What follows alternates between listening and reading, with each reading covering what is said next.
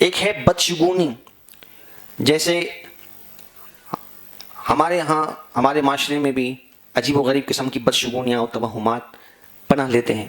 مثال کے طور پر اگر چپلیں الٹی پڑی ہیں تو کچھ ہو جائے گا، کینچی چلے گی تو یہ ہو جائے گا، کالی بلی آگے سے گزر جائے تو یہ ہو جائے گا. یہ توہمات ہیں، اس کا شریعت سے کوئی تعلق نہیں ہے. اور جس کے دل میں اللہ کی ذات پر یقین ہے وہ ان چیزوں کو کوئی اہمیت نہیں دیتا. اس کو بدشگونی بھی کہتے ہیں کہ کسی کے آنے سے یہ کہنا کہ فلاں شخص آ گیا تو پورا دن میرا ایسا گزرے گا. تو یہ تمام چیزیں جو ہیں وہ توہمات ہیں، اس کا دین سے اور شریعت سے کوئی تعلق نہیں. دین یقین کامل کا نام ہے اور اس کے مقابلے میں یہ توہمات اور شبہات ہیں جس کا دین سے کوئی تعلق نہیں ہے اور شریعت مطہرہ اس کی مذمت کرتی ہے. اور دوسری طرف ہے کسی چیز میں اچھا پہلو نکالنا، جس کو ہم نیک فعلی کہتے ہیں، اچھا شگون نکالنا. یہ منع نہیں ہے بلکہ سنت بھی ہے، باعث خیر اور ثواب بھی ہے. اس کی کئی مثالیں ہمیں نبی پاک علیہ الصلوۃ والسلام کے معمول میں ملتی ہیں.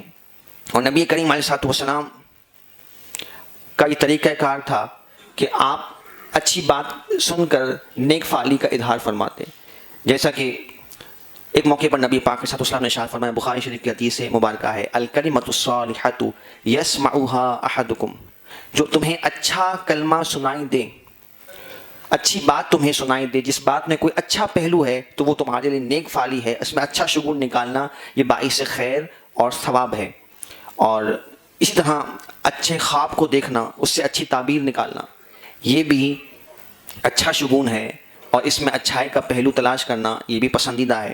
پھر اسی طرح کسی کا نام اچھا ہو تو اس کے نام سے اچھا معنی لینا اور خیر کا معنی لینا، یہ بھی نبی پاک علیہ السلام کی سنت مبارکہ. اس پر ہر بات پر احادیث کا ذخیرہ موجود ہے کہ نیک شگونی، نیک فعالی جو ہے یہ نہ صرف جائز ہے بلکہ نبی پاک علیہ السلام کو پسند ہے. مثال کے طور پر ہماری دن کے آغاز میں کسی نیک و صالح شخص سے ملاقات ہوئی اور ہم اچھا شگون یہ لیں کہ اللہ تبارک و تعالیٰ کے اس نیک بندے سے میری ملاقات ہوئی ہے تو اس کی وجہ سے اللہ تعالیٰ سارا دن میرے لیے باعث خیر و برکت فرمائے گا.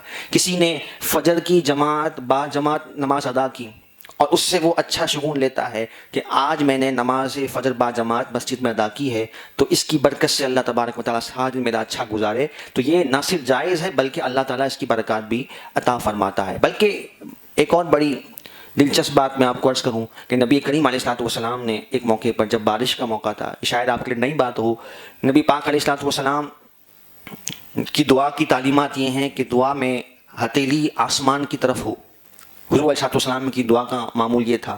لیکن ایک موقع پر جب قحط سالی تھی، یعنی بارشیں نہیں ہوئی تھیں، تو نبی پاک علیہ الصلوۃ والسلام نے یوں اپنے ہاتھوں کو الٹا کر کے اپنے ہاتھوں کی پشت کو آسمان کی طرف رکھ کر یوں آپ نے دعا فرمائی.